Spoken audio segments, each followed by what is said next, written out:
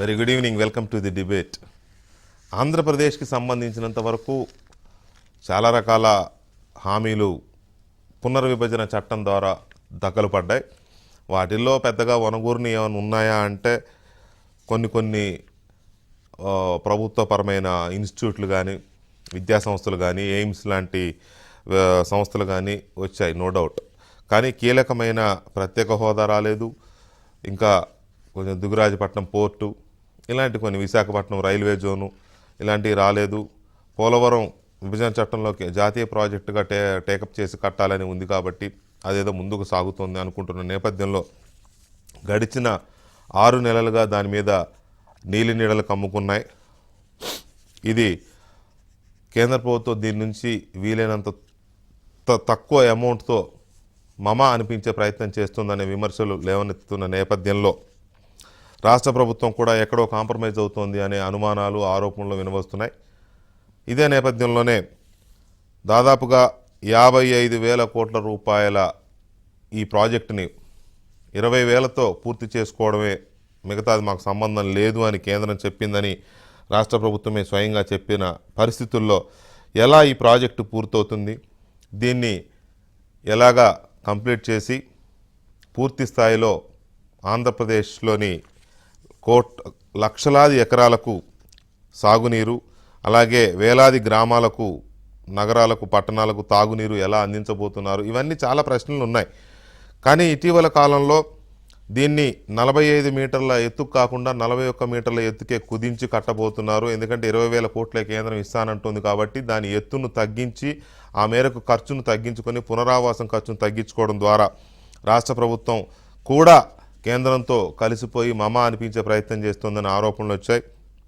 దీని మీద ముఖ్యమంత్రి కానీ, లేక ఇతర మంత్రులు కానీ, జలవనరుల మంత్రి కానీ అందరూ కట్టి తీరుతాం, 45 మీటర్లు కట్టి తీరుతాం, కావాలంటే టేపులు తెచ్చుకుని కోల్చుకోండి, ఇలాంటి చాలా అసెంబ్లీలో కూడా పెద్ద ఎత్తున చర్చలు జరిగాయి. చాలా పెద్ద పెద్ద డైలాగులు, పెద్ద పెద్ద సవాళ్ళు చాలా విన్నాం.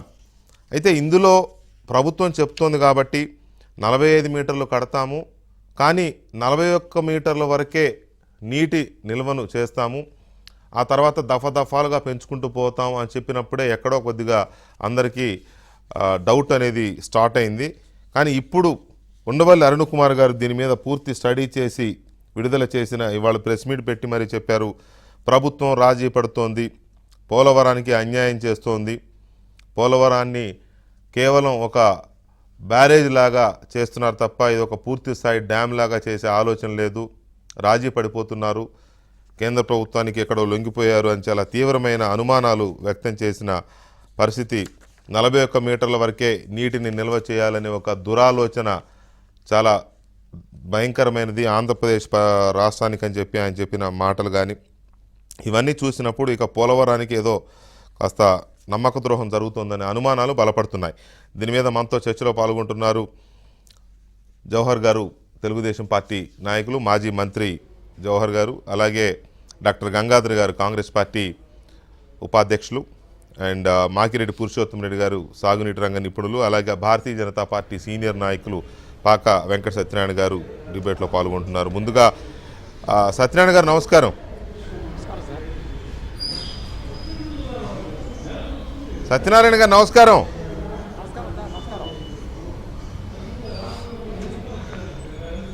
హలో సత్యనారాయణ గారు నమస్కారం, వినపడుతుందా? సార్ వినపడుతుంది సార్, నా వాయిస్ వినపడుతుంది మీకు? అక్కడ మీ ఇంటి దగ్గర ఎవరో మాట్లాడుతున్నారు, అందరిని కొంచెం సైలెంట్గా ఉండమని చెప్పండి ప్లీజ్. మా ఇంటి దగ్గర ఎవరు లేరు సార్. లేరా? Okay, thank you. ఇప్పుడు పోలవరానికి సంబంధించి ఇది పూర్తి స్థాయిలో కేంద్రం కట్టాల్సిన ప్రాజెక్ట్. దీని మీద చాలా అనుమానాలు ముసురుకుంటున్నాయి. ఇది 45 మీటర్లు కట్టాల్సిన ప్రాజెక్ట్ని 41 మీటర్కే తగ్గిస్తున్నారు, ఆంధ్రప్రదేశ్ ప్రభుత్వం తగ్గిస్తోంది అని ఆరోపణలు వస్తే మేము ఎత్తు తగ్గించేది లేదు కానీ నీటి నిల్వ మాత్రం 41 మీటర్లకు చేస్తాం అని చెప్తూ వచ్చారు. కానీ వాళ్ళ ఉండవల్లి గారు చాలా సీరియస్ అలిగేషన్ చేశారు, ఇది కేంద్రం ఒక కుట్రపూరితమైన ఆలోచన చేస్తోంది, రాష్ట్రానికి ద్రోహం చేస్తున్నారు, రాష్ట్ర ప్రభుత్వం కూడా రాజీ పడిపోతోంది అని. దీనికి సమాధానం చెప్పాల్సింది కేంద్రమే అని. ఏంటి దీనికి సంబంధించి మీ దగ్గర ఏమైనా ఒక స్పష్టమైన సమాధానం కానీ భరోసా కానీ ఏమైనా ఇవ్వగలరా? ప్యానెల్లో ఉన్నటువంటి సభ్యులందరికీ కూడా ముందుగా నా యొక్క నమస్కారాలండి. ఉండవల్లి అరుణ్ కుమార్ గారు ఏదైతే ఈ రోజు పోలవరానికి సంబంధించినటువంటి అంశం ఆయన ప్రస్తావించారో అందులో ప్రధానమైనటువంటి అంశం ఆయన చెప్పింది ఏంటంటే రాష్ట్ర ఈ యొక్క హైట్ అయితే కనుక ఖచ్చితంగా ఆ యొక్క హైట్ మెయింటైన్ చేస్తారు తప్ప వాటర్ కనుక అక్కడ దాకా నిల్వ చేసేటటువంటి పరిస్థితి లేకుండా అది ఒక బ్యారేజ్ కింద పెట్టి చేస్తారని చెప్పి వాళ్ళ ఆయన మళ్ళీ తాజాగా ఈ రోజు మాట్లాడుతున్నారు. లేలే ఉండవల్లి అరుణ్ కుమార్ అలా అనలేదు. ఉండవల్లి అరుణ్ కుమార్ గారు 41.5 మీటర్లకే కడుతున్నారు వీళ్ళు అని చెప్పి స్పష్టం చేశారు. కడుతూ ఆయన చెప్పినటువంటి మాట ఏంటంటే నీరు నిల్వ చేయనప్పుడు ఎంత ఎత్తు కట్టినా ఉపయోగం ఏంటి అనేటటువంటి మాటను వారు ప్రస్తావించారు. అవును, వారు చెప్పినటువంటి విషయం ఏంటంటే నీరు నిల్వ చేయనప్పుడు అంత ఎత్తు ఊరికే స్ట్రక్చర్ చూపిస్తారు తప్ప వాటర్ని అక్కడ నిల్వ చేసేటటువంటి పరిస్థితి లేదనేటువంటి విషయాన్ని వారు పరోక్షంగా తెలియజేయడం జరిగింది. వారు చెప్పేది ఏంటంటే దాన్ని ఒక కాఫర్ డ్యామ్ ఒకటి నిర్మాణం చేస్తున్నారు ఎగ్జిస్టింగ్. కాఫర్ డ్యామ్ హైట్కి మొత్తం ఇదంతా కూడా ఈ బ్యారేజ్ కట్టే ముందు ఫ్రంట్ బ్యాక్ కట్టినటువంటి కాఫర్ డ్యామ్ లెవెల్స్ తీసుకుని చేసి దీన్ని ఒక బ్యారేజ్ కింద ఏర్పాటు చేసి ఈ న్యాచురల్ గ్రేడెంట్ ద్వారానే ఈ వాటర్ని పంపించేటటువంటి ప్రయత్నం చేసేటువంటి సందర్భంలో ఈ యొక్క 4 మీటర్ల హైట్ కనుక వాటర్ నిలబెట్టకపోయినట్టయితే ఆ ముంపు గ్రామాలకి కాంపన్సేషన్ ఇవ్వక్కర్ లేకుండా తప్పించుకునేటటువంటి పరిస్థితి ఉంటుంది అనేటటువంటి విషయాన్ని ఈ రోజు వారు చెప్పడం జరిగిందండి. కానీ ఇక్కడ మనం అందరూ కూడా గమనించవలసినటువంటి పరిస్థితి ఏంటంటే వాస్తవంగా సెంట్రల్ వాటర్ కమిషన్ మనకి ఇచ్చినటువంటి నివేదిక ప్రకారం దాదాపు ప్రతి సంవత్సరం కూడా 2500 టీఎంసీల నుంచి 3500 టీఎంసీల దాకా వాటర్ అయితే కనుక ఖచ్చితంగా వృధాగా పోతుంది అనేటువంటి విషయం చాలా స్పష్టంగా చేయడం జరిగింది. ఈ వచ్చినటువంటి వాటర్లో ఎలకేషన్కి బచావత్ అవార్డు ప్రకారం మనకి ఇచ్చినటువంటి వాటర్ 1450 టీఎంసీలు ఇవ్వడం జరిగింది. కానీ మనకి ఇప్పుడు ఎగ్జిస్టింగ్ రాజమండ్రి దగ్గర మన దగ్గర ధవళేశ్వరం దగ్గర మనం నిల్వ చేసుకునేటటువంటిది కేవలం 3 టీఎంసీల నుంచి 5 టీఎంసీలు చేసుకుంటూ ఉన్నాం. మిగిలినటువంటి దాళవాకు సంబంధించి మా ప్రాంతంలో వాటర్ రావాలంటే అది పైనుంచి మనం వాటర్ మళ్ళీ మనం డ్రా చేసుకునేటటువంటి పరిస్థితి చేసుకుంటూ వస్తున్నాం.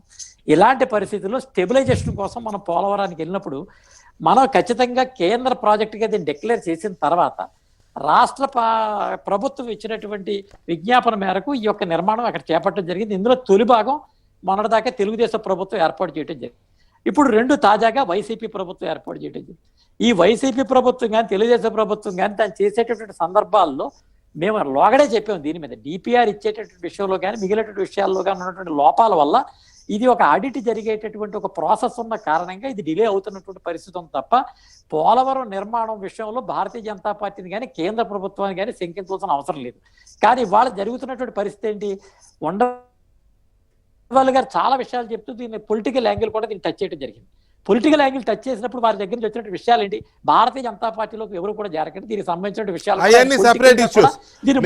నేను వాటి జోలికి వెళ్ళడం లేదు సార్. సార్ ఇప్పుడు రాజకీయంగా చాలా నేను పోలవరానికి కన్ఫైన్ అవుతున్నాను. కావాలంటే ఆయన మాట్లాడి తీసుకుందాం, దీని తర్వాత తీసుకుందాం. నాకు కావాల్సింది ఇప్పుడు పోలవరం అనే ప్రాజెక్టుని కడుతున్నారా లేదా భ్రమంలో పెడుతున్నారా అనేదే కావాలి. సింపుల్. కట్టేటటువంటి పరిస్థితుల్లో కేంద్రం యొక్క జోక్యం ఇందులో మేము అందరికీ కూడా తెలిసినటువంటి విషయం. రాష్ట్ర ప్రభుత్వం దానికి అప్పచెప్పిన కారణంగా రాష్ట్ర ప్రభుత్వాలు దాన్ని నిర్మాణం చేసి దానికి ఇచ్చేటటువంటి రిపోర్టు ఆధారంగా కేంద్రం నిధులు విడుదల చేసేటటువంటి పరిస్థితికి ఎప్పుడు కూడా సంసిద్ధతగానే ఉంది. అయితే లోగడ ప్రభుత్వం తీసుకున్నటువంటి నిర్ణయం మేరకు 2014లో వాళ్ళు 15లో వాళ్ళు ఇచ్చినటువంటి రిపోర్టు ప్రకారం ఆ తేదీకి ఉన్నటువంటి ఖర్చులన్నీ కూడా జమ చేస్తామని చెప్పేటటువంటి మాట కేంద్ర ప్రభుత్వం మాట్లాడింది.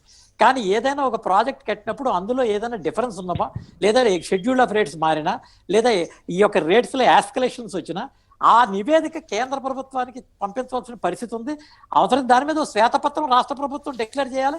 అప్పుడు ఖచ్చితంగా ఒకవేళ ఇది న్యాయబద్ధంగా ధర్మబద్ధంగా చట్టబద్ధత ఉన్న కారణంగా ఆ యొక్క నిధులు కేంద్రం నుంచి రాబట్టేటువంటి ప్రయత్నంలో ఆంధ్రప్రదేశ్ రాష్ట్ర భారతీయ జనతా పార్టీ కూడా పూర్తిగా దాని బాధ్యత స్వీకరించేటువంటి ప్రయత్నం ఉంటుంది. కానీ దీనికి సంబంధించిన నివేదిక కానీ దీనికి సంబంధించినటువంటి విషయ సూచిక కానీ ఏది కూడా ఎక్కడా కూడా డిస్ప్లేస్ చేయకుండా కేవలం ఈ యొక్క ప్రభుత్వం అది తరపున వెళ్ళి మాట్లాడటం, వాళ్ళు అక్కడ ప్రెస్ మీట్ పెట్టడం, ఇక్కడి నుంచి పార్లమెంట్లో చెప్పేటువంటి విషయాలు దీని మీద చర్చ జరుగుతున్నాయి తప్ప వాస్తవంగా దీని యొక్క యాస్కలేషన్ ఎంతవరకు పెరిగింది, పెరగడానికి గల కారణాలు ఏంటి, రిహాబిలిటేషన్ మేము ఎంత ఇచ్చాం, ఎంత ఇవ్వాల్సిన అవసరం ఉంది అనేటటువంటి పాయింట్ వచ్చినా ఖచ్చితంగా ఒక responsible political party of Andhra Pradesh ఖచ్చితంగా బీజేపీ శాఖ కూడా దీని మీద రెస్పాండ్ అవుద్ది. దీనికి సంబంధించిన నిధులు ఇచ్చేటటువంటి పరిస్థితుల్లో కేంద్ర ప్రభుత్వంతో ఇప్పుడు తాజాగా ఉన్నటువంటి పరిస్థితుల్లో అవసరమైతే బృందం కూడా వెళ్ళి అడిగి మాకు న్యాయబద్ధంగా దానికి అయ్యేటటువంటి ఖర్చు ఉన్నప్పుడు దాన్ని ఖర్చు పెట్టడానికి బీజేపీ ఏమాత్రం కూడా వెనుకాడదని చెప్పి మీ ద్వారా కూడా ఈ యొక్క సమాజానికి తెలియజేస్తామని చెప్పి మీకు తెలియజేస్తా ఉన్నాను సార్. గంగాధర్ గారు, అందరూ చెప్పే దాంట్లోనూ ఏదో లాజిక్ కనపడతా ఉంటది, అవతల వాడిదే తప్పు అన్నట్టు ఉంటుంది. అసలు ఇది రాష్ట్రం యొక్క దౌర్భాగ్యమా లేకపోతే ఈ రాష్ట్రంతో ఆడుకుంటున్నారా అర్థం కాని పరిస్థితి. రాష్ట్రానికి పోలవరం ప్రాజెక్టు కేంద్రం కట్టాలి, కట్టే బాధ్యతలను ఆంధ్రప్రదేశ్ ప్రభుత్వానికి అప్పచెప్పారు. అప్పచెప్పిన తర్వాత అది డిజైన్ ప్రకారం కట్టాల్సిందే కదా. ఇవాళ ఇష్టారాజ్యంగా మేము అమౌంట్ తగ్గిస్తామని వాళ్ళు అనడం, ఆ అమౌంట్కి ఇంతవరకు అయితేనే చేయగలమని వీళ్ళు దానికి కన్ఫైన్ అయిపోవడం. ఉండవల్లి గారు చెప్పిన దాన్ని రాజకీయ కోణంలో చూస్తే చూడొచ్చు, అది వేరే విషయం. కానీ ఆయన చెప్పిన దాంట్లో వాస్తవాలు ఉన్నప్పుడు దాని మీద కదా డిస్కస్ చేయాలి, దాని మీద కదా సమాధానం చెప్పాలి.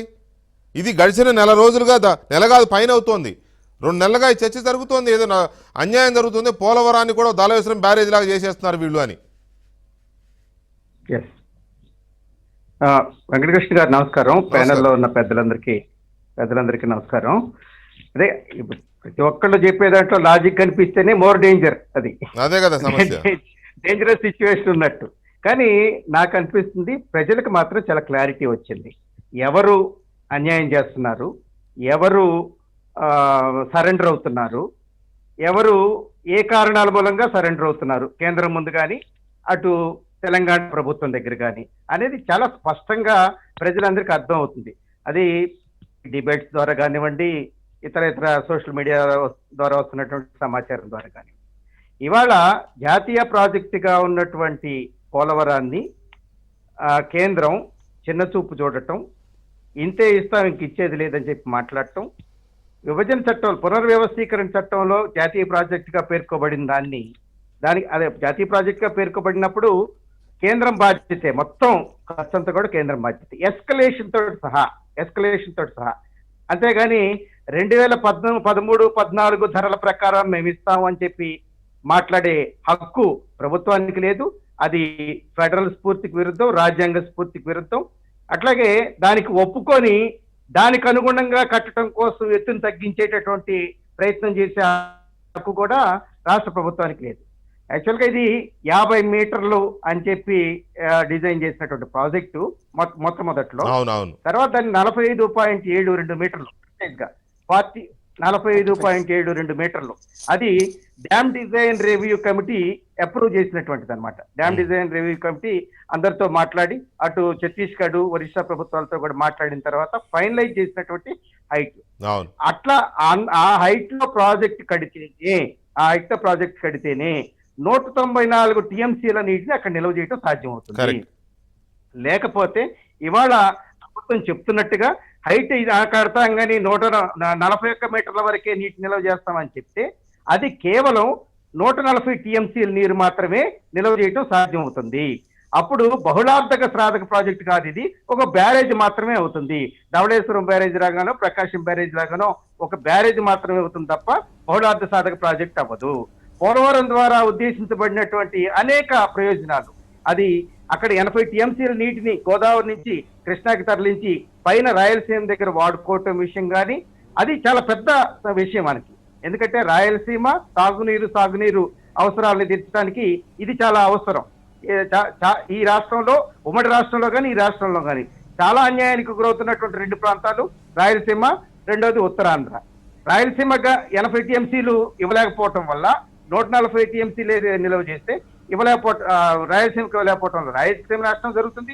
ఇటు ఉత్తరాంధ్ర రాష్ట్రానికి కూడా మనం అన్యాయం చేసిన వాళ్ళు అవుతాం.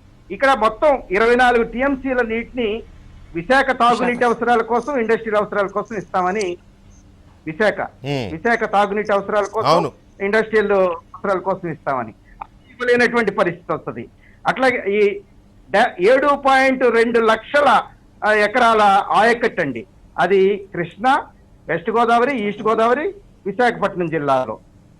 ఈ ఆయకట్టు కూడా ప్రమాదంలో పడుతుంది. ఈ కాలువలు పారేటటువంటి ప్రాంతంలో ఉన్నటువంటి 540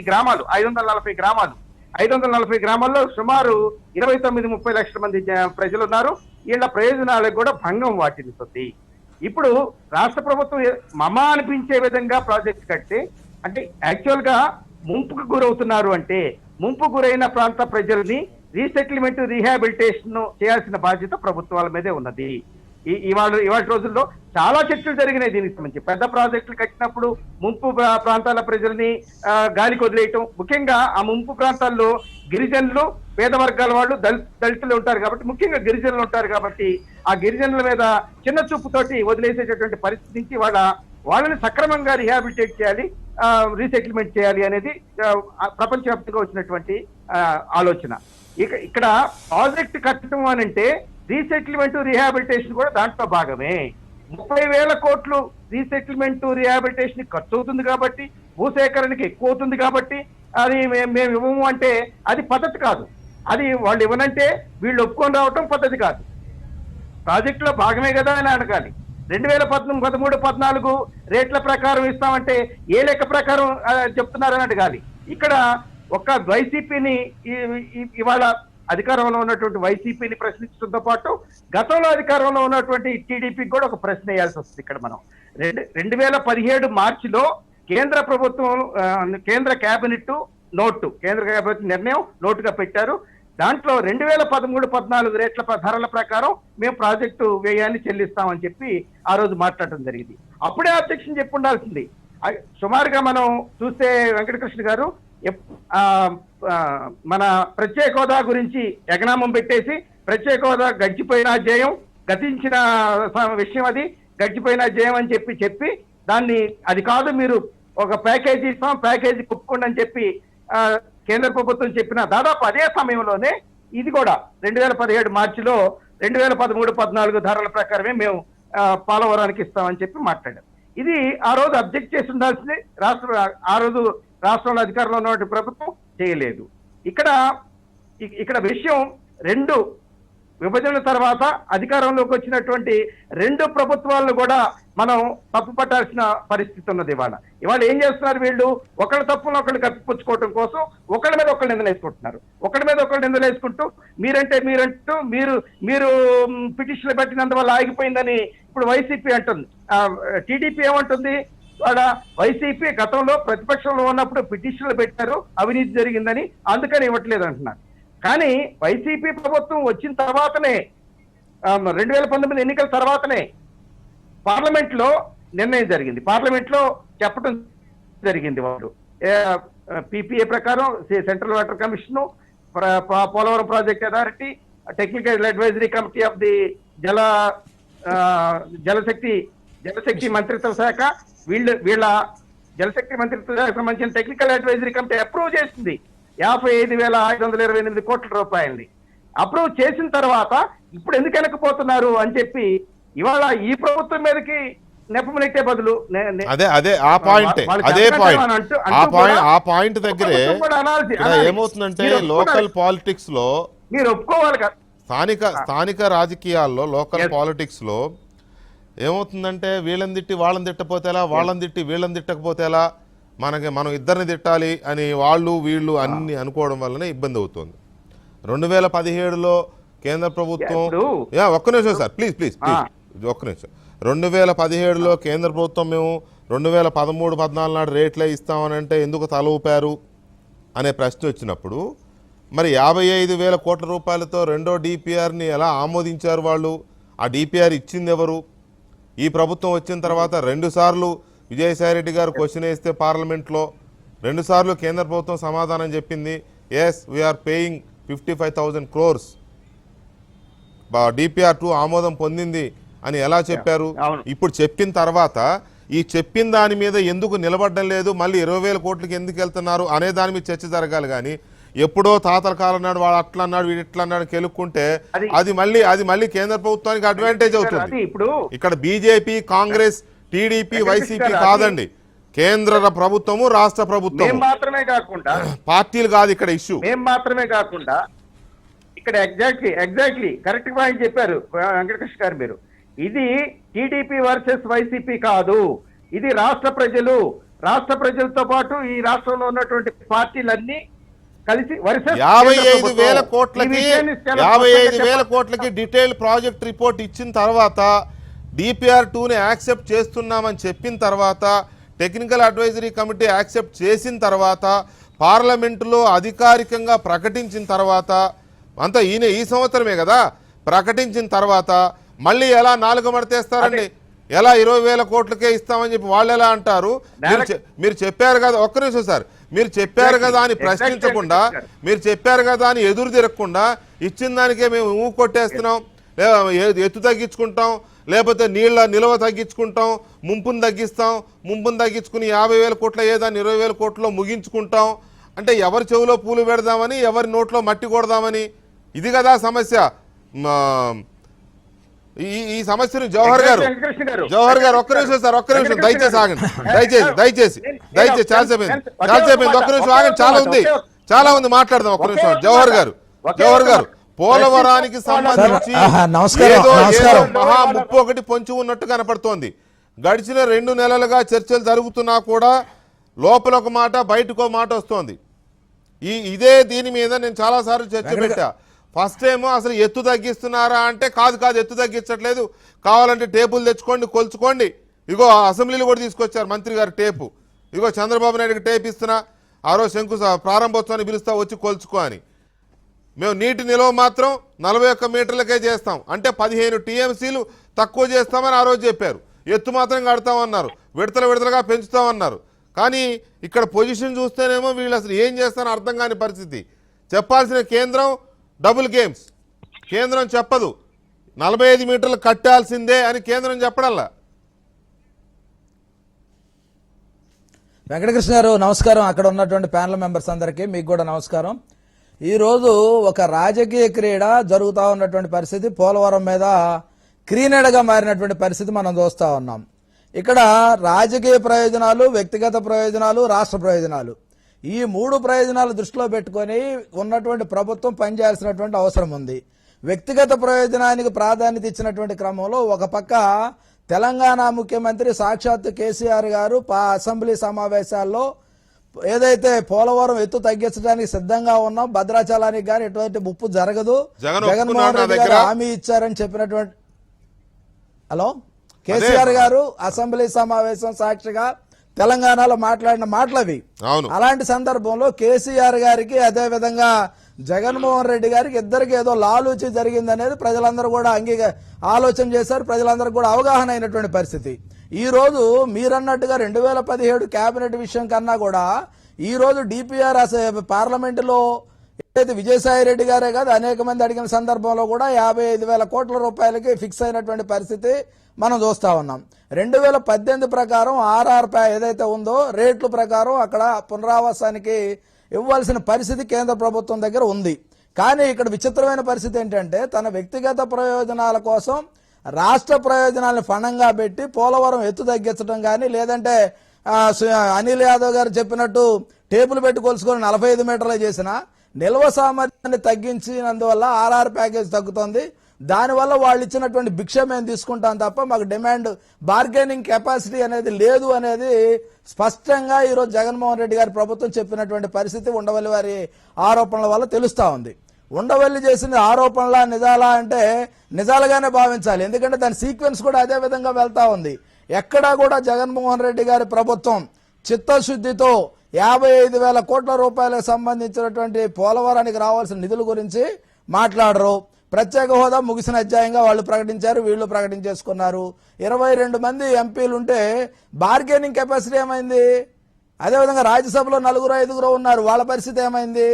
ఈరోజు రాష్ట్రానికి సాధించాల్సినటువంటి విషయాల్లో ఎప్పుడూ కూడా ఆయన బతిలాడటం తప్ప బెదిరించడం కానీ, లేకపోతే రాజ్యసభలో ఏదైతే రైతుకు సంబంధించిన చట్టాల్లో కానీ ఇటు విషయాల్లో కూడా వాళ్ళు ఓటింగ్ చేసి సమర్థించేసి లొంగిపోవడం అలవాటు అయిపోయిన పరిస్థితి, నిటారుగా నిలబడలేని పరిస్థితుల్లో లొంగిపోతా ఉన్నారు. ఈరోజు జగన్మోహన్ రెడ్డి గారు రాష్ట్ర ప్రయోజనాలను తాకట్టు పెట్టి తన వ్యక్తిగత ప్రయోజనాలని పొందడం కోసం చేస్తున్నారనే దాంట్లో ఎటువంటి సందేహం లేదు.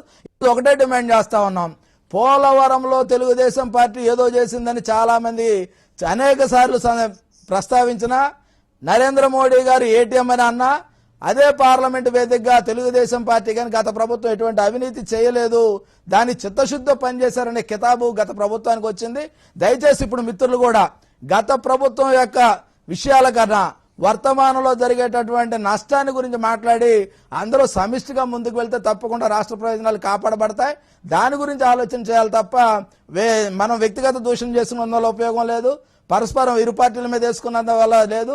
ఎప్పటికైనా సరే ముఖ్యమంత్రి గారు ఆల్ పార్టీ మీటింగ్ పెట్టి పోలవరానికి 55,000 కోట్ల రూపాయలు ప్యాకేజీ సంబంధించి కానీ ఎక్కడా కూడా ముంపు మండలాలకు సంబంధించి ముంపు గ్రామాలకు సంబంధించి ప్యాకేజీ విషయంలో రాజీ పడకుండా 45.72 మీటర్లు ఎత్తుకి నీటి నిల్వను నిలబెట్టే విధంగా చర్యలు తీసుకుంటే ఈ ఆరోపణలన్నిటి కూడా ముగింపు పలుకుద్ది కనీసం. ఎందుకంటే సాధారణంగా అంటాం మనం వ్యక్తిగత వైరాలు ఉండొచ్చు, ఆ వ్యక్తిగత వైరం రాష్ట్ర ప్రయోజనాన్ని ముడిపెట్టే విధంగా కాకుండా ఉంటే బాగుంటుందని తెలుగుదేశం పార్టీ భావిస్తా ఉంది.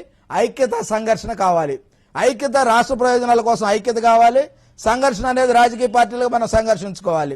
ఈరోజు సంఘర్షణకి ప్రాధాన్యతనిస్తున్నారు తప్ప ఐక్యతకి ఎక్కడా కూడా ప్రాధాన్యతనివ్వట్లేదు.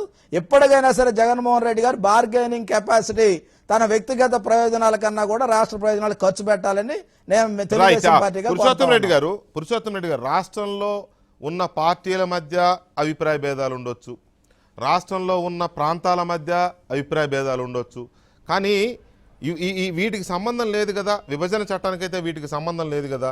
విభజన చట్ట ప్రకారం ఇవ్వాల్సినవన్నీ ఇవ్వాల్సిందే కదా. నిజంగా ఇవాళ ఉండవల్లి అరుణ్ కుమార్ గారు బయట పెట్టిన రిపోర్ట్ ఆంధ్రప్రదేశ్ యాక్ట్ 2014కు సంబంధించి నీతి ఆయోగ్ ఇచ్చిన రికమెండేషన్స్ అది ఇంత లేట్గా ఎందుకు బయటకు వచ్చాయి అంటే వీళ్ళు ఇన్ని రోజులు జనాన్ని మభ్యపెట్టారు.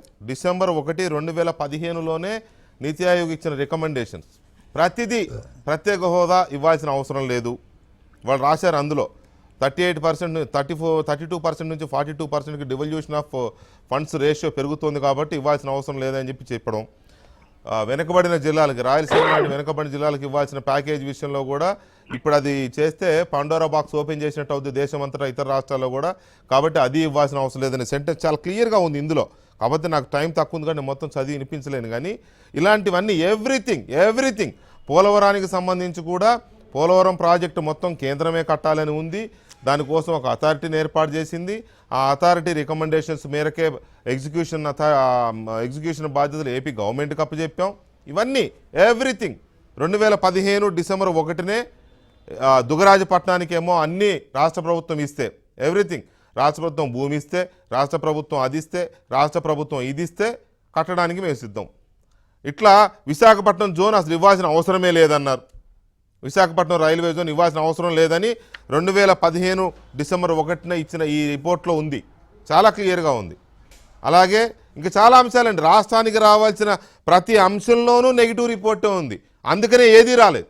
ఏడుదిరిగా ఎయిమ్స్ లేకపోతే ఎన్ఐటి ఇట్లాంటి ఇన్స్టిట్యూట్స్ తప్ప ఏమీ రాలేదు. సో ఇవన్నీ ఒక ఎత్తు అయితే పోలవరం జీవనాడు అనుకుంటున్న టైంలో దీనికి సంబంధించి కూడా క్లియర్ ఇండికేషన్స్ వస్తున్నాయి. వీళ్ళు 45.7 మీటర్లు కడతారా లేకపోతే 45.7 మీటర్లు కట్టి 41 మీటర్ల వరకే నీటి నిల్వ చేస్తారా అనేది పెద్ద సస్పెన్స్ కదా.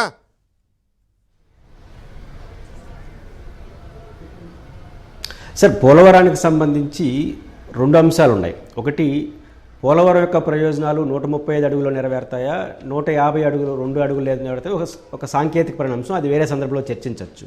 కానీ ఇక్కడ ప్రాథమికంగా ప్రజలకు వస్తున్న డౌట్ ఏంటంటే, ఆంధ్రప్రదేశ్లో అధికారంలో వైఎస్ఆర్ కాంగ్రెస్ పార్టీ, గతంలో అధికారంలో తెలుగుదేశం పార్టీ, ఈరోజు కేంద్రంలో అధికారంలో భారతీయ జనతా పార్టీ, 3 పార్టీలు ఇన్ ప్రిన్సిపల్ అంగీకరించింది ఏంటంటే 152 అడుగుల్లోనే పోలవరం డ్యామ్ కడతామని.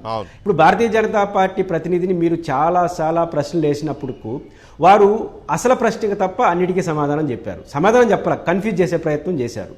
ఎందుకంటున్నానంటే ఒక్క ఓడ్లో సమాధానం చెప్పచ్చు. 135 అడుగుల ఎత్తులో నీళ్లు పెట్టే విధంగా మేము నిర్వాసితులు క్లియర్ చేసేదానికే ప్యాకేజ్ ఇస్తారా అంటే అదన్నా చెప్పండి. లేదా 152 అడుగుల ఎత్తులో నీళ్లు నిలిపే విధంగా మేము ప్యాకేజ్ ఇస్తామన్నా అదన్నా చెప్పండి. ఈ 2 చెప్పకుండా మేము పోలవరం కట్టుబడి ఉన్నాం, మా నిజాయితీని శంకించద్దండి, ఇవన్నీ ఎందుకు? 152 అడుగుల ఎత్తులో పోలవరం కడతాము, 152 అడుగుల ఎత్తులు ఎంత నిర్వాసితులు వస్తే అంత డబ్బు ఇస్తాం, అది 30,000 కోట్ల 10,000 కోట్ల పక్కన పెట్టండి, ఇది మా బాధ్యత అని ఒక సింగిల్ స్టేట్మెంట్ ఇవ్వాల్సినటువంటి కేంద్ర ప్రభుత్వం కన్ఫ్యూజ్ చేసే స్టేట్మెంట్ ఇవ్వడం అనవసరం. ఇప్పటికైనా వాళ్ళు నెక్స్ట్ చర్చలోనే ఆ ప్రతినిధి ఆ మాట చెప్పాలి. రెండో అంశం ఏంటంటే నిర్వాసితులకు చాలా క్లియరెన్స్. ప్రజలకి డ్యామ్ తప్ప ఇంకోటి కనపడదు, ఎందుకంటే అంత సాంకేతిక పరిజ్ఞానం ప్రజలకు ఉండదు. మేము బెస్ట్ ఎగ్జాంపుల్ 3 చెప్తాను. ఒకటి గండికోట రిజర్వాయర్ ఉంది, రాజశేఖర రెడ్డి గారు జాతికి అంకితం చేశారు, 25 టీఎంసీలు. ఈ రోజు కూడా మనం పెట్టట్లా. కారణం నిర్వాసితుల సమస్య పరిష్కరించాల.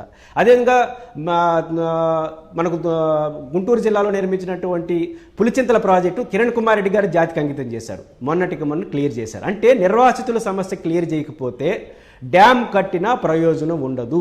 డ్యామ్ని జాతికి అంకితం చేశారు తప్ప నీళ్లు ప్రజలకు అందవు. ఇది ప్రాథమిక సూత్రాన్ని ప్రజలకు అర్థం కాదనే పేరుతో డ్యామ్ ఉండవల్లి గారు మాట్లాడింది కూడా అదే. ఆంధ్రప్రదేశ్ మీరు నిర్వాసితుల్ని నిర్లక్ష్యం చేసిన, లేకపోతే 41 మీటర్లకే కట్టి మెల్లమెల్లగా చేస్తామని చెప్పినా ఇంకా దాన్ని ఎవరు పట్టించుకోలేదు, గాలికి వదిలేసినట్టే అనేది ఆయన చెప్పింది కూడా అదే, మీరు చెప్పిన మాటే.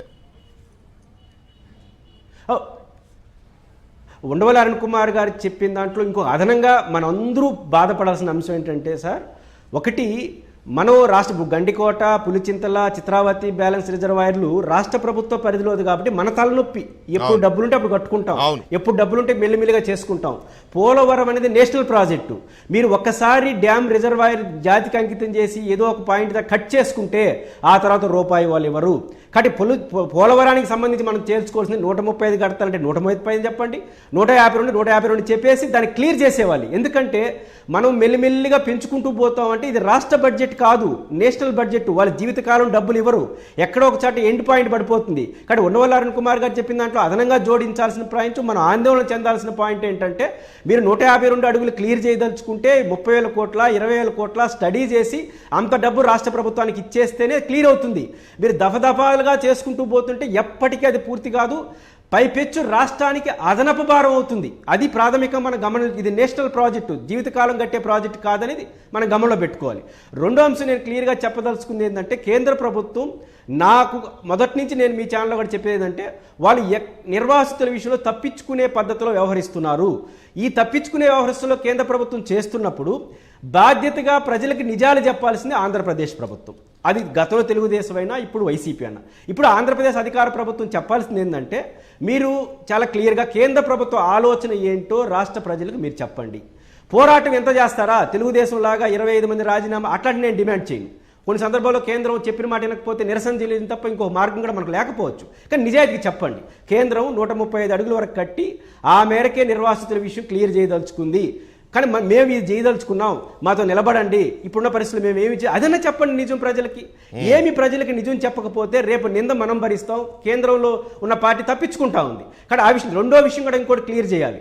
మేము రాయలసీమ వాసులుగా 2 విషయాల్లో భయోందనలకు గురయ్యేది ఏంటంటే, వెంకటకృష్ణ గారు ఈరోజు పోలవరం ఎందుకు నేషనల్ ప్రాజెక్టుగా రోజు కాంగ్రెస్ చేసింది?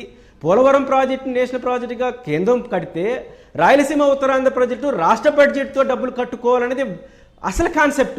మీరు నిర్వాసితుల సమస్యను జాతి సమస్యగా శాశ్వత సమస్యగా మారిస్తే ఉన్న బడ్జెట్ అంతా దానికి రాష్ట్ర ప్రభుత్వం పెట్టుకుంటా పోతే రాయలసీమ ప్రాజెక్ట్ ఎప్పుడు పూర్తవుతాయి, ఉత్తరాంధ్ర ప్రాజెక్ట్ ఎప్పుడు పూర్తవుతాయి?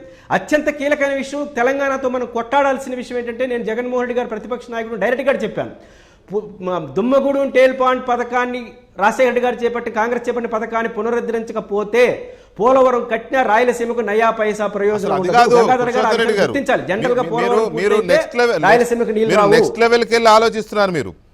నిర్వాసితుల ఖర్చు అంతా రాష్ట్ర ప్రభుత్వం భరించాల్సి వస్తే రాయలసీమలో ఉన్న ప్రాజెక్టుల నిర్వాసితుల పరిస్థితి ఏంటనేది మీ ఆందోళన. కానీ అసలు నిర్వాసితుల ఖర్చు రాష్ట్ర ప్రభుత్వం ఎందుకు భరించాలి?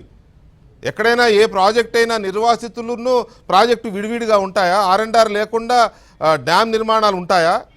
ఇరిగేషన్ ప్రాజెక్ట్, ఇరిగేషన్ కాంపోనెంట్ వరకు మాదే అని చట్టంలో పేర్కొన్నారు అని అంటే, ఇరిగేషన్ కాంపోనెంట్ R&R లేకుండా ఇరిగేషన్ వస్తుందా? ముప్పు ప్రాంతాల సమస్య పరిష్కరించకుండా నీళ్లు ప్రాంతాలకు ఇదవుతాయా? ఎలాగ? అసలు దాన్ని విడివిడిగా చూడకూడదు. మన ఆర్గ్యుమెంట్లో కానీ మన బేసిక్ థాట్లోనే ఆ రెండు ఒకటే, ఆ రెండు కేంద్ర ప్రభుత్వం భరించాల్సిన అంశాలే అనేది డంకా బజాయించి ఈ మధ్య ఆయన చెప్తున్నాడు, లలిత జ్యువెలర్స్ అయినా బల్లగుద్ది చెప్తున్నాను, అట్లా చెప్పాల్సిందే. అదర్వైజ్ మీరు అన్నట్టు రాష్ట్ర ప్రభుత్వం ఎందుకు భరిస్తుందండి? భరించాల్సిన అవసరమే లేదు.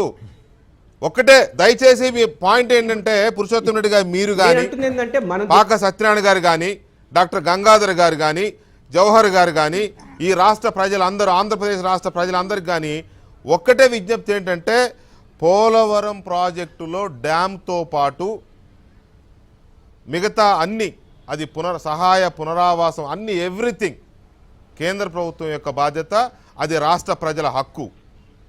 ఇది హక్కుగా భావించి పోరాడితే తప్ప ఏదో దయా దాక్షిణ్యాలు అనుకుంటే వాళ్ళు కాంప్రమైజ్ అయిపోతుంటారు. వాళ్ళ అవసరాలు వాళ్ళకు ఉంటాయి, వాళ్ళ భయాలు వాళ్ళకు ఉంటాయి. సంకనాగిపోయేది రాష్ట్రమే. ఇప్పటికే 3 కీలకమైన విషయాల్లో పోయింది. ఇది నాలుగోది కూడా ఆ 3 కంటే పెద్దది. ఇది తరతరాలు బతకాల్సింది. ఇది గంగాధర్ గారు ఈ విషయంలో కాంప్రమైజ్ అయితే, ఈ విషయంలో కూడా అన్నిట్లాగానే చేతులు కట్టుకుని కూర్చుంటే ఎవరి ఇళ్లలో వాళ్ళు, లేదా నోరు పెగలకపోతే తరాలు క్షమించవు ఈ రాష్ట్ర నాయకత్వాలని, రాబోయే తరాలు. ఆమె రైట్ ఆర్ రాంగ్? అవును, yes you are right Venkatesh గారు. మేము క్లియర్ గా చెప్తున్నాం, ఇది రాష్ట్ర ప్రజలు వర్సెస్ కేంద్ర ప్రభుత్వం. రాష్ట్ర ప్రజల్లో రాజకీయ పార్టీలు అన్ని వస్తాయి, ప్రభుత్వం కూడా వస్తుంది. ప్రభుత్వానికి ఈ విషయంలో పూర్తి మద్దతు ఇవ్వడానికి మేము సిద్ధంగా ఉన్నాం.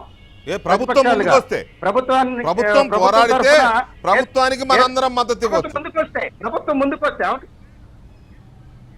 పురుషోత్తం రెడ్డి గారు చెప్పినట్టు వాస్తవాలుగా చెప్పాలి.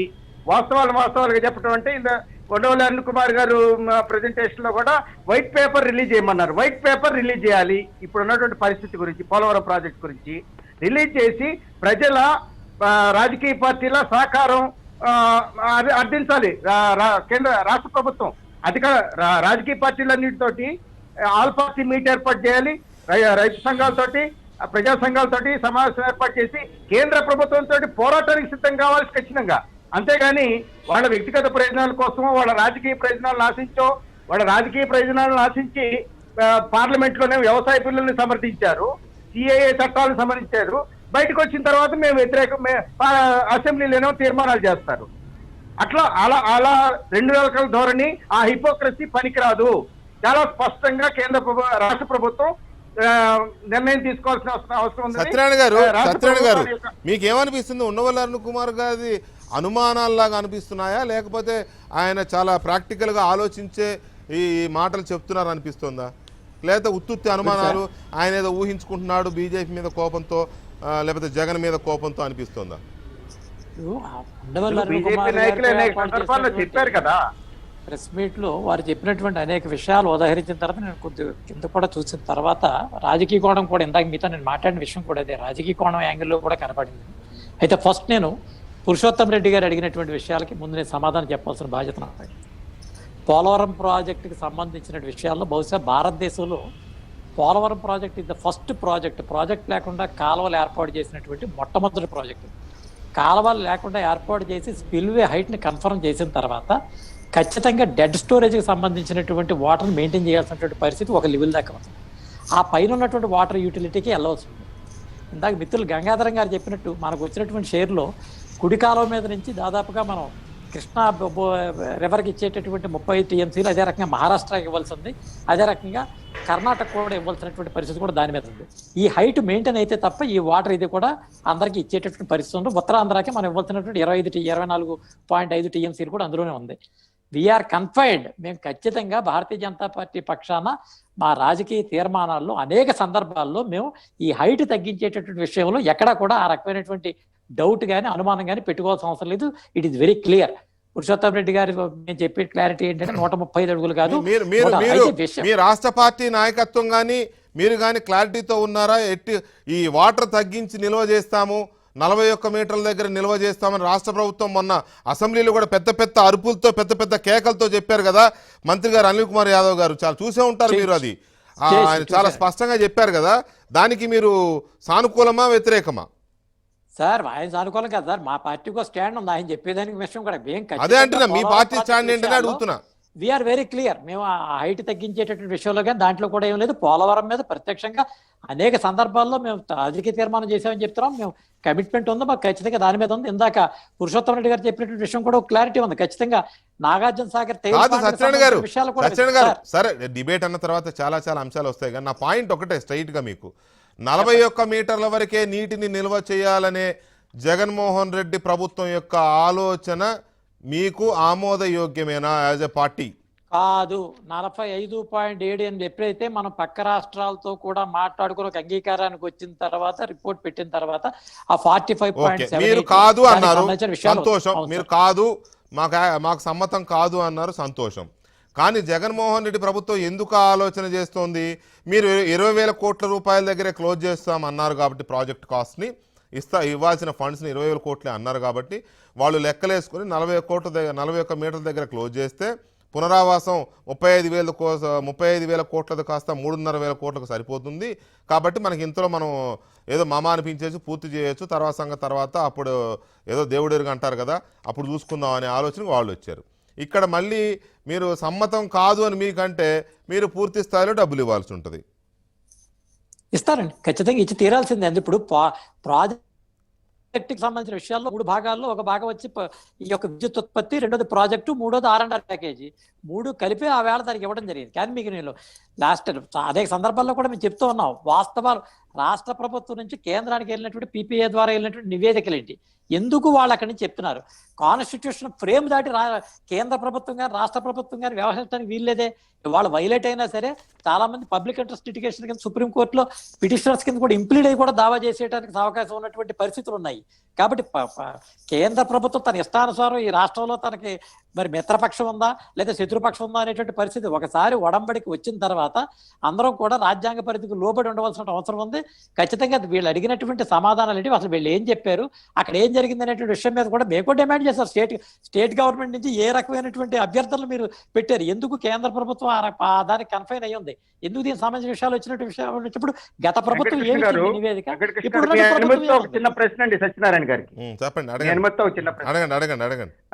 సత్యనారాయణ గారు, ఏ విధంగా అయితే మీరు ఈ ప్రాజెక్టు ఎత్తుకి కట్టుబడి ఉన్నాము అని చెప్పి మీరు చెప్తున్నారో, అదే విధంగా పోలవరం ప్రాజెక్టుకి సంబంధించిన ఖర్చు మొత్తం కూడా కేంద్ర ప్రభుత్వమే భరిస్తుంది, ఎస్కలేషన్ తోటి సహా.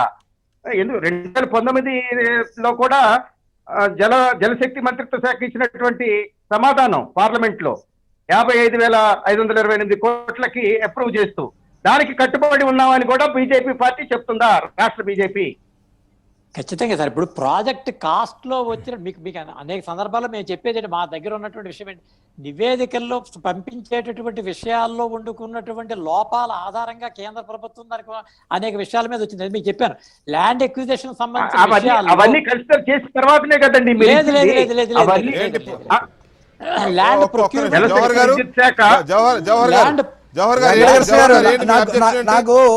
జవహర్ గారు నా అబ్జెక్షన్ ఏమీ లేదు. యాక్చువల్ గా రోగి ఏది కోరుకున్నాడో డాక్టర్ కూడా అదే చేస్తా ఉన్నాడు. అక్కడ కేసీఆర్ గారి యొక్క కోరికని తీర్చడం కోసం జగన్మోహన్ రెడ్డి గారికి డౌన్ అవుతున్న పరిస్థితుల్లో 20,000 కోట్లకే కన్ఫైన్ అయినటువంటి పరిస్థితుల్లో కేంద్రం కూడా అదే విధంగా చెప్తా ఉంది. దాంతో పాటు ఇంకొక ప్రశ్న, ఈరోజు రాష్ట్ర బీజేపీకి సంబంధించి వారు చెప్తా ఉన్నారు, కేంద్రంతో జరుగుతున్నటువంటి ఒప్పందాలు ఏది డీవేట్ అయ్యేది కాదు, ప్రత్యేక హోదాకు సంబంధించి కూడా డీవేట్ అయ్యాము అనేది కూడా ఒప్పుకోవాలి. ఆ రోజు అది పార్లమెంట్ లో చేసిన చట్టమే కదా ప్రత్యేక హోదా, దాన్ని ఎందుకు నీరుగార్చారు? రేపు పోలవరం అవును ఒక్కసారి నన్ను మాట్లాడనివ్వండి. అదే కాదు, ఈ రోజు అమరావతి విషయంలో రాష్ట్ర ప్రభుత్వం మాట ఒకటి, కేంద్ర ప్రభుత్వం నుంచి అది రాష్ట్ర ప్రభుత్వం బాధ్యత అంటున్నారు తప్ప ఎక్కడా మీరు బాధ్యత తీసుకోవటంలా. ఈ రోజు కూడా నేను అడిగేది ఒకటే, వాళ్ళు వైఎస్ఆర్ విగ్రహాన్ని పెట్టడానికి చూపించేటటువంటి చొరవ మీతో ఒప్పందానికి ఎందుకు రావటం లేదు, మీతో బార్గెనింగ్ ఎందుకు వెళ్ళటం లేదు, కేసీఆర్ మాట్లాడినటువంటి అసెంబ్లీలో మాట్లాడిన దానికి సమాధానం ఎందుకు చెప్పటం లేదు? కేసీఆర్ కి మాకు సంబంధం లేదు, జగన్మోహన్ రెడ్డి మేము మాట పట్టించుకోము, మేము ఏదైతే ఇచ్చామో దానికి అనుగుణంగానే మేము చేస్తామని మీరు చెప్పాలి కదా. ఫ్రంట్ లైన్ లో ఉండి పోరాడాల్సింది ఎవరు? బీజేపీ రాష్ట్రంలో ఉండాలనుకుంటుంది కదా, ఉండాలనుకున్నప్పుడు రాష్ట్ర ప్రయోజనాలు మీకు ముఖ్యం కదా. ప్రత్యేక హోదా ఎలాగూ బుట్టదాఖలు చేశారు, కనీసం పోలవరం విషయంలోనే బీజేపీ తన నిజాయితీ నిరూపించుకొని జగన్మోహన్ రెడ్డి కేసీఆర్ ఆడే నాటకానికి తెరదించాల్సినటువంటి పరిస్థితి ఉంది. దానికి మీరు ఫ్రంట్ ఉండండి, మేము సపోర్ట్ చేస్తాం. అలాగే మంత్రిగా మీరు కేసీఆర్ జగన్మోహన్ రెడ్డి నాటకాన్ని మీరు సమర్థిస్తారా? ఒప్పందం గురించి మీరు మాట్లాడరా? మీరే ప్రత్యేక ప్యాకేజీ అక్కర్లేదు, మా ప్రత్యేక హోదా అక్కర్లేదు, ప్రత్యేక ప్యాకేజీ కన్ఫైన్ అయింది స్టేట్ గవర్నమెంట్, మీ ఎవరు? ప్రభుత్వమే ప్రత్యేక దాని హోదా మీద ధన్యవాద తీర్మానం అలా కాదు, పెట్టి ఆ రోజు మళ్ళీ ఆ వాళ్ళు రోజు బుట్టదాఖలా ఆ రోజు చేశారు. ఏం చేశారు, ఈ రోజుకి ఏంటి? అలా కాదు, ఈ రోజుకి ఏం చేశారు మాట్లాడేటప్పుడు చెప్పండి. చాలా కేర్ఫుల్ గా ప్రజల్ని పదే పదే మాజీ మంత్రి మోసం గారు. చేసే దృష్టిలో భాగంలో మీరు పెట్టుకోవాలి. భాగం అయ్యారు. మీరు అన్న ఎందుకు తర్వాత అవుతాం? ఈస్టర్న్ స్టేట్ ఎందుకు ఇచ్చారు? మీరు వైలేట్ అయింది, మీరు మీరు ఒక మాట మీద నిలబడలేని వ్యక్తులు కదా. కేసీఆర్ మాట్లాడటం, మీరు ఆంధ్రప్రదేశ్ ప్రజల మోసగిచ్చినట్టుగా ఈశాన్య రాష్ట్ర ప్రజల కాదు వాళ్ళకి ఇచ్చారు. కాదు మీకు సత్యనారాయణ గారు, నాకు కూడా రాజకీయ ప్రయోజనాలు తెలుసుకోవాలని ముఖ్యం. కాదు నాకు కూడా తెలుసుకోవాలని ఉంది. ఈ ప్రశ్న అడుగుతున్నాను తెలుసుకోవాలనే ఉద్దేశంతోనే. చంద్రబాబు నాయుడు గారు ఢిల్లీ వచ్చి ప్రత్యేక హోదా వద్దు అని చెప్పారా? అవునండి, వద్దని చెప్పారు ఆయనే. ఆయన రెండు సమీక్షించిన తరువాత వాళ్ళే కదా ఈ రాష్ట్ర క్యాబినెట్ స్టేట్ సత్యనారాయణ గారు ఆయన అంతటా ఆయనగా మాకు ప్రత్యేక హోదా వద్దు అని చెప్పారా, లేక మీరు ఆల్టర్నేటివ్స్ చూపిస్తే ఒప్పుకున్నారా? అక్కడ సమీక్ష జరిగిన తర్వాత బెస్ట్ ఏదనుకుంటే అదే తీసుకున్నారు. ఏది బెస్ట్? అసలు ప్రత్యేక హోదా ఆయన ప్రస్తావనే లేదు. ప్రత్యేక హోదా కంటే ప్రత్యేక ప్యాకేజీ బెస్ట్ అని చెప్పి తీసుకున్నారు. కాదండి, మీరు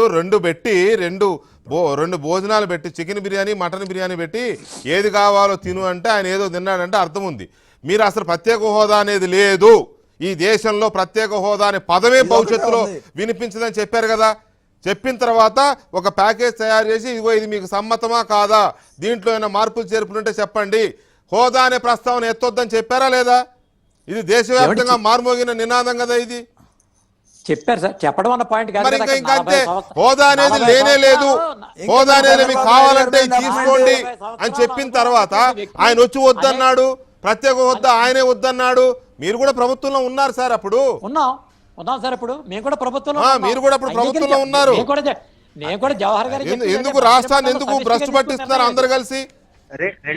సమిష్టిగా తీసుకున్న నిర్ణయం ఇది. నేను అడగాల్సి వచ్చింది ఎందుకు వచ్చింది? పార్లమెంట్ సాక్షిగా ఇచ్చిన ప్రత్యేక హోదాకే నీళ్లు వదిలారు.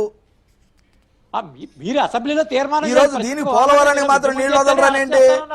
ఇగో ఒక మాట వినండి. మీరు అన్నారు కదా ప్రత్యేక హోదా చంద్రబాబు నాయుడు వద్దన్నాడని. ఏమో ఆయన వద్దే, ఏ రాత్రిపూట వద్దంటే వద్దన్నాడే నాకు తెలియదు. మీకు ప్రజలకు తెలియకుండా మీరు ఆయన మాట్లాడుకున్నారో కానీ డిసెంబర్ 1, 2015 డిసెంబర్ 1 నీతి ఆయోగ్ ఇచ్చిన రికమెండేషన్ సార్. ఈ నీతి ఆయోగే కదా మనకి ఇప్పుడు Bhagavad Gita.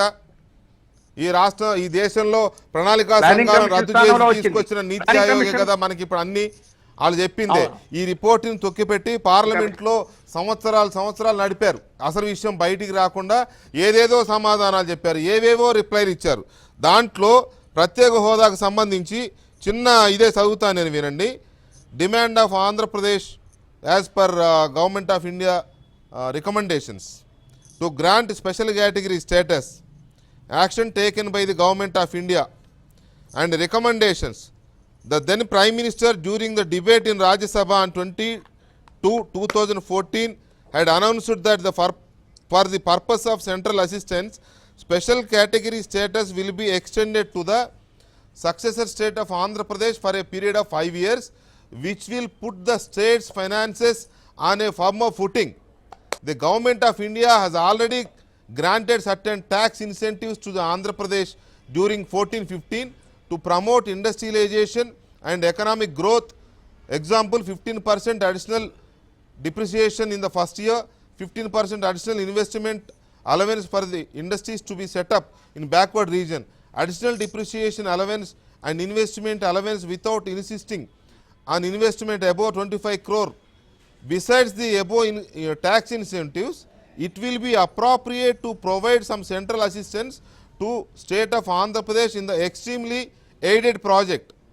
Hence, it is recommended that in the extremely aided projects, the shares of central and state governments be set in 70-30 ratio for a period of 5 years. This additional benefit along with other measures recommended in this report will go a long way towards correcting any weaknesses in the state of finances. అంటే 2015 డిసెంబర్లోనే మీరు నీతి ఆయోగులు కూర్చుని దీనికి ఇవ్వాల్సిన అవసరం లేదు, externally EAP external aided projects ద్వారా 70-30 రేషియోలో వీళ్ళకి ఫండింగ్ ఇద్దాము, స్పెషల్ స్టేటస్ అనేది దేశంలో ఉంచొద్దు ఇంకా అని మీరు డిసైడ్ అయ్యి చంద్రబాబు నాయుడు వద్దన్నాడు, లేకపోతే జగన్మోహన్ రెడ్డి వద్దన్నాడు, ఎందుకు సార్ ఇవన్నీ? కాదు కాదు కాదు వెంకటకృష్ణ గారు, లేదు సార్, కాదు వెంకటకృష్ణ గారు, దీని మీద డిబేట్ జరిగింది. రాష్ట్ర శాసనసభలో దీనికి అనుకూలంగా తీర్మానం డిబేట్ అయితే చేశారు. ఈ మీరు ప్రభుత్వం మీరు కేంద్ర వాళ్ళు ఎవరు ప్రభుత్వానికి సార్? మీరు ఇవ్వడం వారు జరిగింది. అనుకుని చేసేసుకుంటే వదిలేస్తారా? అలాగా సార్, రాష్ట్రానికి గంగలో కలిపేస్తారా? అలా కాదు కాదు కాదు, ఇక్కడ Very clear పార్లమెంట్ లోనేమో సార్, వెంకయ్య నాయుడు ఇదంతా గారు చదివారు. అందరూ మీరు కలిసి, చదివారంతా. మన్మోహన్ అడిగారు. సింగ్ గారు, వెంకయ్య నాయుడు గారు, అరుణ్ జైట్లీ గారు, మేధావులు అందరూ కలిసి హోదా ఇప్పిస్తారా? హోదా వద్దనే నిర్ణయం ఏమో 4 గోడల మీద మీరు కూర్చుని మాట్లాడుకున్నాం, మేము వద్దని డిసైడ్ చేసామని చెప్తారా? లేదు వెంకటకృష్ణ ఇది- గారు, one ఇది should be very ప్రజాస్వామ్యం clear in ఇందులో. అనుకుంటున్నారా? లేకపోతే చిన్నపిల్లల ఆట అనుకుంటున్నారా? What ever the assurance given by the prime minister should be govern by the constitution. Constitution provisions లో స్పెషల్ కేటగిరీ స్టేటస్ గానీ how they can be classified, how they can be allocated, ఇవన్నీ కూడా ఉంటాయి అక్కడ. టెరిటోరియల్ ఆధారంగా రాయలసీమ ఒక్క నిమిషం sir. Rayalaseema ఏంటంటే notwithstanding anything subsection he central government may having regard to the resources, Bundelkhand తరహా ఆ తరహా ప్యాకేజ్ ఇస్తే పండోరా బాక్స్ ఓపెన్ అవుద్దంట. There is 13 districts covered under the Bundelkhand package, 66 in Madhya Pradesh, 76 in Uttar Pradesh. An amount of 3,850 crore has been released so far towards Bundelkhand package, Government of India, which amounts about 296 crores. In similar vein, there are 8 districts under KBK special plan in Odisha, and an amount of 2,600 crore has been released so far under in which comes. ఇదంతా రాస్తూ ఏం రాస్తారంటే వీళ్ళు so far, చాలా ఉంది sir ఇది report, ఇదంతా చాలా ఉంది. దాని ప్రకారం అయితే వెంకటకృష్ణ గారు, దాని ప్రకారం అయితే పర్ హెడ్ 4,520 ఇవ్వాలి. ఇదిగో ఇక్కడ చదువుతా వినండి. It is not advisable to grant any area specific, వినండి, specific incentives to Andhra Pradesh as was done in the past for Himachal Pradesh and Uttarakhand, since the area specific tax incentives will trigger protests from neighboring states due to negative spillover effect on them. This will also open a Pandora box for similar demands from the other states. ఇలా అంటే ప్రతిదాన్ని other states అడుగుతాయి. కొంతమంది అడిగించారు కదా అప్పుడు వీరప్ప మొయిలీ గారితో, నిర్మలా సీతారామన్ గారితో కూడా అడిగించారు, మాకు కావాలి ప్రత్యేక హోదా అని. అడుగుతాయన్న పాయింట్ కాదు సార్ ఇది. వాళ్ళు చెప్పినటువంటి విషయం ఏంటంటే ఏదైనా సరే చేసినప్పుడు it should be constitutionally guarded, అంతేగాని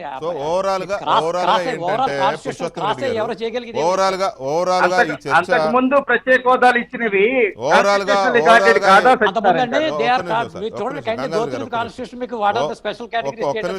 ఒక్క నిమిషం సత్యనారాయణ గారు, పురుషోత్తం రెడ్డి గారు, ఈ ఇష్యూస్ అన్ని చూస్తూ ఉంటే ఏంటంటే టాప్ టు బాటం రాష్ట్ర విభజన జరిగిన దగ్గర నుంచి, చట్టం రూపుదిద్దుకున్న దగ్గర నుంచి ఏ ఒక్క ప్రయోజనాల విషయంలో కూడా సరిగ్గా న్యాయం జరగలేదు.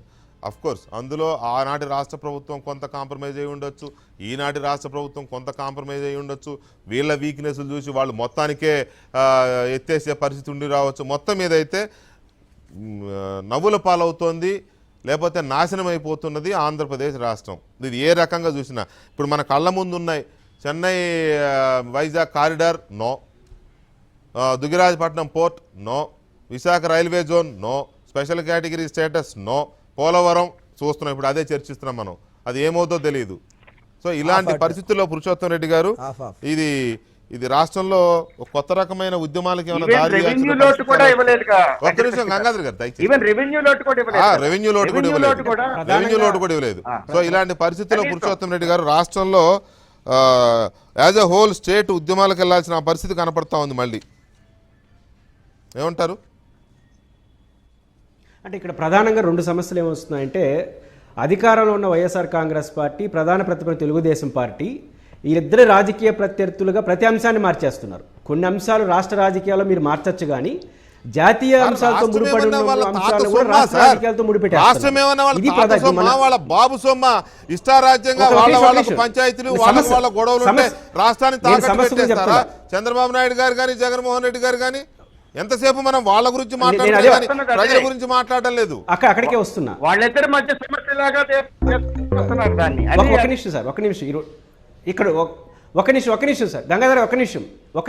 వాళ్ళిద్దరు సమస్య ఎందుకు వాళ్ళిద్దరి గురించి మాట్లాడాలంటే జనం వాళ్ళ వెనకాల ఉన్నారు, మన వెనకాల లేరు. కాబట్టి ఆంధ్రప్రదేశ్లో ఈ 2 ప్రధాన పార్టీలు ప్రతిదాని రాజకీయ కోణంలో చూస్తే ఉదాహరణకు మన రైతుల బంద్ జరిగింది, మీరిద్దరు తిట్టుకుంటేనే రైతు బంధులు బలపరిచారు కదా. అట్లే పోలవరం విషయంలోనైనా విభజన చట్ట అమలు విషయంలో ఆ రకమైన స్ఫూర్తిని ప్రదర్శించండి. ప్రతిదాని ఇప్పుడు క్లియర్ గా ఉంది, రైతు బంధుని బలపరచలే, సహా మీరు పొరపాటు పడ్డారు. వీళ్ళిద్దరు తిట్టుకుంటూ రైతు బంధుని బలపరచలే, వీళ్ళిద్దరు తిట్టుకుంటున్నా పైన బీజేపీకి భయపడి రైతు బంధుని బలపరిచారు. రైతుల మీద ఇది కాదు. ఓవరాల్ గా మమ్మల్ని ఒక నేను ఒక మాట చెప్తాను, చిత్రీకరించారు. రాజకీయం కొని ఉన్న 130 సార్ క్లియర్గా 135 అడుగుల ఎత్తులో నీళ్లు నిలిపితే 22,000 కోట్లతో ప్రాజెక్టును పూర్తి చేయొచ్చు. ప్రాజెక్టు మరియు నిర్వాసితులు 150 అడుగుల ఎత్తులో నీళ్లు నిలిపితే 50,000 కోట్లు కావాలి. ఈరోజు 22,000 కోట్లు మీరు ఇస్తున్నారంటున్నారు కాబట్టి క్లియర్గా 135 అడుగులకే మీరు కన్ఫర్మ్ అయ్యి తర్వాత మీ సావు మీరు జావండి అని రాష్ట్ర ప్రభుత్వం ఎత్తినేసేట్టుగా కేంద్ర ప్రభుత్వం ఉంది. ఆంధ్రప్రదేశ్ ప్రభుత్వం ప్రజలకు చెప్పాలి, తెలుగుదేశం పార్టీ కూడా. మా హయాంలో పూర్తయింది, మేము ప్రాజెక్టు ప్రారంభోత్సవం చేస్తున్నాం, శిలాఫలకాలు పెట్టేశాం, పెద్ద విగ్రహం పెట్టేశాం, తర్వాత రాష్ట్రము మీరు గంగలో దూకండి. ఇది జరగబోయేది ఈ టర్మ్ లో. ఆ 41 మీటర్ల దగ్గర పూర్తి చేసేసి మేము చేసాం అని సంకల్పం పుచ్చుకునే ప్రయత్నం వేరేది. అంతే కదా. తెలుగుదేశం పార్టీ కూడా ప్రజలు చైతన్యపరిచే పని చేయకుండా మధ్యలో కేసీఆర్ కాదండి, తెలంగాణ కాదు. నేను అదే చెప్తున్నా. నేను ఆ పాయింట్ గంగాధర్ గారు మీరు రాంగ్ ఇంటర్ప్రిటేషన్ చేస్తున్నారు. తెలంగాణకి ఏ సంబంధం లేదు. కేసీఆర్ ఒత్తిడి ఉంటే ఇతర విషయాలు, కేసీఆర్కి సంబంధం లేదు. 50,000 కోట్ల రూపాయలు కేంద్రం ఇస్తే కేసీఆర్ తో సంబంధం లేకుండా 150 అడుగులు నీళ్లు పెట్టచ్చు. కేసీఆర్కి ఏం సంబంధం అండి? 7 మండలాలు మనం కలిపేసిన తర్వాత కేసీఆర్ అనవసర విషయాలు ముందుకు తీసుకొస్తున్నారు. అది ఎలా చెప్తారు? కేసీఆర్ గారికి సంబంధం లేదని ఎలా చెప్పగలరు మీరు? కేసీఆర్ సాక్షాత్ అసెంబ్లీలోనే జగన్మోహన్ రెడ్డి గారు తగ్గిస్తానని చెప్పారు. కేసీఆర్ గారు అన్న మాట నిజం కాదండి. పురుషోత్తమ రెడ్డి గారు కేసీఆర్ అసెంబ్లీ సాక్షిగా అన్నాడు. ఆయన సంబంధం లేదు. జవహర్ గారు ఆగండి, ఒక్క నిమిషం. పురుషోత్తమ రెడ్డి గారు, నిజానికి ఇది ఆంధ్రప్రదేశ్కు సంబంధించిన విషయం. కేంద్ర ప్రభుత్వము ఆంధ్రప్రదేశ్ రాష్ట్ర ప్రభుత్వము తెలుసుకోవాల్సిన విషయం. మీరు అన్నది 100% కరెక్ట్. కేసీఆర్ గారిని ఈ వివాదంలోకి లాగాల్సిన అవసరం లేదు. కానీ తెలంగాణ రాష్ట్రం పరంగా రాష్ట్ర ముఖ్యమంత్రిగా కేసీఆర్ గారు తెలంగాణ ప్రయోజనాలు చూసుకోవడం తప్పు కాదుగా, చూసుకుంటారు. చూసుకున్న నేపథ్యంలో ఎత్తు తగ్గించమని నేను అడిగితే జగన్మోహన్ రెడ్డి అంగీకరించాడు అన్న మాట ఆయన అసెంబ్లీలో అధికారికంగా చెప్పాడు. తెలంగాణ ప్రయోజనాల కోసం ఆయన తగ్గించమంటే ఈయన ఒప్పుకున్నాడనే విషయం అసెంబ్లీలో చెప్పాడు అధికారికంగా, ఆన్ రికార్డ్. ఒప్పుకోవాల్సిన కర్మేం పట్టింది ఆంధ్రప్రదేశ్ కి? సత్యనారాయణ గారు అడుగుతాడు, గంగాధర్ గారు అడుగుతాడు, జవహర్ గారు అడుగుతాడు. ఎందుకు ఒప్పుకోవాలి? 150 అడుగులు కేసీఆర్ గారికి ఎట్ నష్టం చెప్పండి. 150 అడుగులు కేసీఆర్ కి ఎట్ నష్టం చెప్పండి. ముప్పు లెక్కేసుకుంటున్నారేమో. 7 మండలాల సబ్మర్జింగ్ ఏరియాస్, ఈ 151 ఫీట్ హైట్ కి ఆ సబ్మర్జింగ్ ఏరియాస్ అన్ని కూడా అక్కడ ఒక ప్రమాదం ఉంది. ఇప్పుడు భద్రాచలం పట్టణం మినహా మిగతా అంతా కూడా ఆంధ్రప్రదేశ్కి ఇచ్చేసిన మండలాలు వెళ్ళిపోయినాయి కదా. ఈ 156 అడుగుల వద్ద వరకు నీరు వస్తే భద్రాచలానికి వచ్చిన ముప్పే లేదు. కానీ సమ్ టైమ్స్ చెప్పలేం కదా, ఎందుకు అంత రిస్క్ ఎందుకు తీసుకోవాలనే ఆలోచన ఉండవచ్చు తెలంగాణ గవర్నమెంట్కి. తప్పేం లేదు సార్. తెలంగాణ ప్రభుత్వం తెలంగాణ ప్రయోజనాలే ఆలోచిస్తుంది, ఆంధ్ర ప్రయోజనాలు ఆలోచించదు. అలాగే ఆంధ్ర ప్రభుత్వం ఆంధ్ర ప్రయోజనాలే ఆలోచించుకోవాలి. కేసీఆర్ గారికి భయపడో, కేసీఆర్ గారి మీద ప్రేమ ఎక్కువయో మేము ఇస్తాం మీరు అన్నారా బాబాయ్, ఓకే బాబాయ్ ఆయన అన్నాడు అనుకోండి. ఆయన అసెంబ్లీలో చెప్పాడు క్లియర్గా. ఎవరు ఇప్పుడు ఏ రాష్ట్ర ప్రజలకి ఏ ముఖ్యమంత్రి హీరో, ఏ రాష్ట్ర ప్రజలకి ఏ ముఖ్యమంత్రి హీరో అవుతున్నాడు సార్? పురుషోత్తమ రెడ్డి గారు మీరు అనలేదా అన్నారు. అంట్లా నేను అంత ఒప్పుకోవాల్సిన అవసరం ఏమొచ్చింది, అంత గత్యంతరం ఏమొచ్చింది అంటున్నా. అన్నారు నేను కేంద్రంతో రాజీ పడద్దన్నట్టు తప్ప కేసీఆర్ ఇక్కడ సంబంధే కాదు. కేసీఆర్ గారికి నష్టమే లేదు. ఆయన 100 అంటాడు, రాయలసీమ సస్యశ్యామలం చేస్తానన్నాడు. రాయలసీమ ఎక్కువ మాట్లాడితే నా 7 మండలాలు నాకు ఇచ్చేయండి అని కూడా అంటాడండి. నా 7 మండలాలు నాకు ఇచ్చేయండి అని కూడా అంటాడు. He has every right. తప్పే ఉంది. మనం వెళ్తామా? మీ దగ్గర దమ్ము లేకపోతే, మీ దగ్గర సత్తా లేకపోతే, మీ దగ్గర ఇంకోటి లేకపోతే ఎవరైనా ఏమైనా అడుగుతారు. తప్పే ఉంది. ఏమని అడుగుతాడు? మీరు కేంద్రంతో పోరాడండి.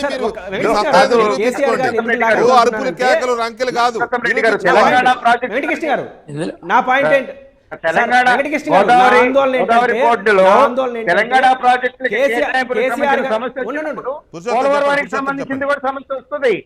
ఆ నేపథ్యంలో మాట్లాడుతున్నాడు కేసీఆర్. సార్ కేసీఆర్ నా వన్ అండి, సరే వన్ ఇక్కడ వర్డ్ మీకు అండి. అర్థం తెలంగాణలో దయచేసి మీరు అందరూ కూడా కేసీఆర్ గారి దీంట్లో లాగే దయచేసి నేపథ్యంలో ఈ మాట్లాడిన లోకల్ విషయం పాలిటిక్స్ ట్రాప్ లోనే పడుతున్నారు. మళ్ళీ కేసీఆర్ గారు ఏమంటే ఎందుకు పట్టించుకోవాలి సార్? అసలు ఆయన రాష్ట్రం, ఆయన ప్రయోజనాలు, ఆయన ప్రజలు, ఆయన ఇది ఆయనకు ముఖ్యం. నేను అదే అంటున్నాను గంగాధర్ గారైనా జవహర్ గారైనా కేసీఆర్ గారు అలా అన్నారు. మీరు జగన్మోహన్ రెడ్డి గారి ప్రభుత్వాన్ని నిలదీయండి, కేంద్ర ప్రభుత్వాన్ని నిలదీయండి. వాదనది కాదు, కేసీఆర్ గారు భయపెట్టి జగన్మోహన్ రెడ్డి గారు ఎత్తు తగ్గిస్తున్నాడు. ఏంటంటే అది నేను మాట్లాడేది. కేసీఆర్ గారు తగ్గించమంటే జగన్మోహన్ రెడ్డి గారు ఎందుకు తప్పండి, తగ్గాలండి? తప్పు. మీరు జగన్మోహన్ రెడ్డి మీద ఫైట్ చేయండి, మరి తగ్గట్లేదు లేదా అని కేంద్ర చెప్పాలి ప్రభుత్వం మీద కదా. ఫైట్ చేయండి. వెంకటకృష్ణ గారు, కోయిన్సైడ్ అవుతున్నాయా లేవా? ఇక్కడ ఆందోళన ఏంటంటే- కోయిన్సైడ్ అవుతాయి, ఏమవుతాయి సార్, సార్? ఆందోళన ఏంటంటే వెంకటకృష్ణ గారు ఆయన భయపడుతున్నాడు.